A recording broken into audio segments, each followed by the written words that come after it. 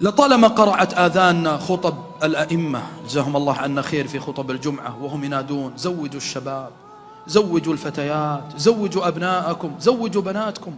أنا أسأل الآباء: هل كل من تقدم لبنتك لا ترضى دينه ولا خلقه؟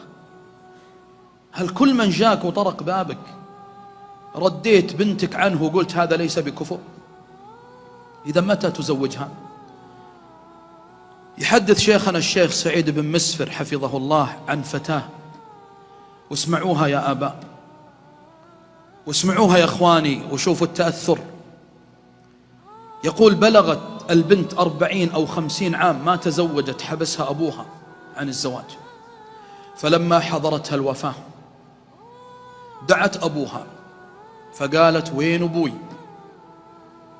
فجاء أبوها بين يديه وجلس، قال: يا بنتي آمري، عسى الله أن ينزل عليك الشفاء. قالت: يا أبوي قل آمين. قال: آمين.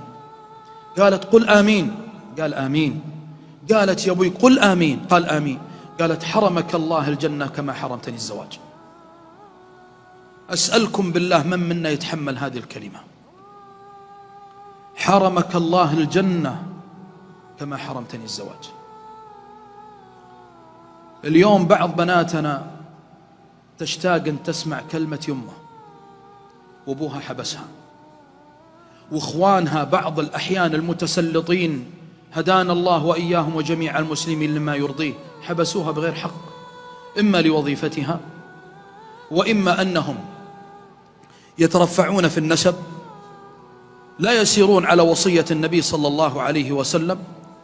فلا أريد إلا ابن عمي وابن خالي، ما دام أن النطفة طيبة والعرق طيب والمتزوج والطالب للزواج طيب وخلوق ومحترم ومؤدب والكل يثني عليه خيرا ولم تظهر في سيرته إلا كل خير، لماذا تمنع بنتك من الزواج منه؟ والنبي صلى الله عليه وسلم يقول: إلا تفعلوه تكن فتنة في الأرض وفساد كبير. إذا ما زوجت فساد. تدرون ما هو الزواج؟ تدرون ما هو الزواج وأهميته؟ أنك تزوج وتعين عليه، لأنك لو ما زوجت سينتشر الزنا، سينتشر الخطف، سينتشر القتل.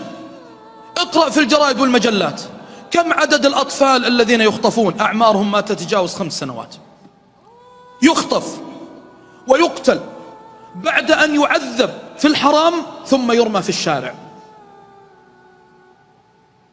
هل هذا ما يريد بعض الآباء والأمهات؟ هل هذا ما يريد بعض البنات اللواتي تتعذر أنها لا تريد الزواج؟